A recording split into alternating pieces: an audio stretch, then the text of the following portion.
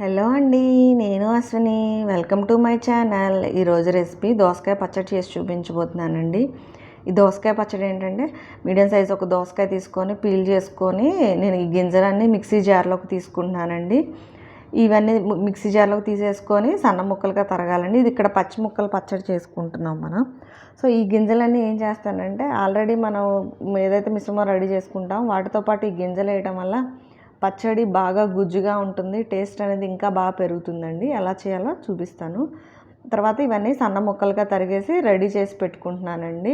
మనం ఇందులో ఏమీ యాడ్ చేయట్లేదు. ఒరిజినల్గా దోసకాయ పచ్చడి టేస్ట్ ఎలా ఉంటుందో చేసి చూపించబోతున్నాను.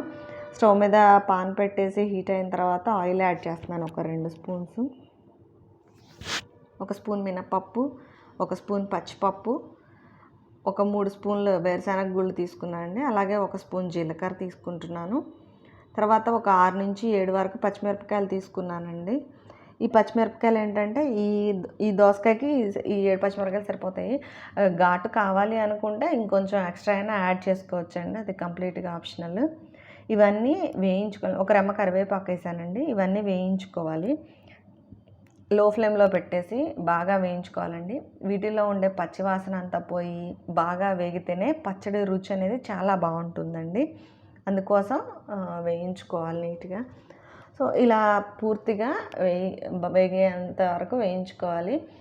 తర్వాత ఏంటంటే జార్లో మనం ముందుగా రెడీ చేసి పెట్టుకున్న దోస గింజలు ఉన్నాయి కదా, ఈ దోస గింజల్లో ఇవన్నీ యాడ్ చేస్తున్నానండి.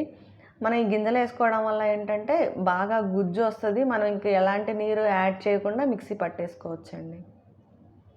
ఒక 6 వెల్లుల్లి గర్భాలు తీసుకున్నాను. 1 స్పూన్ ఉప్పు, కొంచెం చింతపండు, కొంచెం పసుపు యాడ్ చేశానండి. మిక్సీ పట్టుకుంటున్నాను.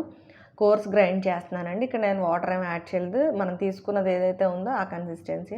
తర్వాత ఈ ముక్కలన్నీ వేసి ఒకసారి రివర్స్లో గ్రైండ్ చేస్తే ఏంటంటే ఒకసారి రివర్స్ వేసామంటే ముక్కలన్నీ కలుస్తాయండి. అందుకోసమే కొంచెం తాలింపు పెట్టుకున్నాను. కావాలంటే వేసుకోవచ్చు, లేదంటే లేదు. నా ఛానల్ ఫస్ట్ టైం చూస్తుంటే సబ్స్క్రైబ్ చేయండి, లైక్ చేయండి, షేర్ చేయండి.